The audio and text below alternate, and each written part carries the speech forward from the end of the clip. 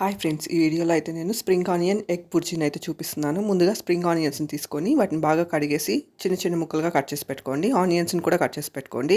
ఆ తర్వాత ఒక పెనం తీసుకొని అందులో కొంచెం ఆయిల్ వేసి, ఆయిల్ వేడయ్యాక అందులో కొంచెం ఆవాలు, ఉద్దిపప్పు, పచ్చనిపప్పు, జీలకర్ర వేసుకొని బాగా ఫ్రై చేసుకోవాలి. ఆ తర్వాత కట్ చేసి పెట్టుకున్న ఉల్లిపాయలను కూడా వేసుకొని బాగా ఫ్రై చేసుకోవాలి. ఉల్లిపాయలు వేగాక అందులోకి మనం కట్ చేసి పెట్టుకున్న స్ప్రింగ్ ఆనియన్స్ని వేసుకొని మూత పెట్టి కొంచెం సేపు బాగా ఫ్రై చేసుకోవాలి. ఒక 6-7 నిమిషాలు కానీ ఫ్రై చేస్తారంటే స్ప్రింగ్ ఆనియన్స్ మెత్తబడతాయి. ఇలా మూత పెట్టి ఉడికించుకున్నారంటే తొందరగా మగ్గిపోతాయి అన్నమాట.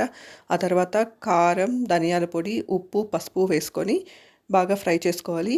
ఆ తర్వాత ఎగ్స్ని పగలగొట్టి పెనంలోకి వేసేసుకోవాలి. ఈ స్ప్రింగ్ ఆనియన్స్ ఎగ్ బుర్జీ అయితే చపాతీతోనూ బాగుంటుంది, పరోటాతో కూడా చాలా బాగుంటుందన్నమాట. ఒకసారి ట్రై చేసి చూడండి. ఎగ్స్ని అయితే నేను 4 ఎగ్స్ని తీసుకున్నాను.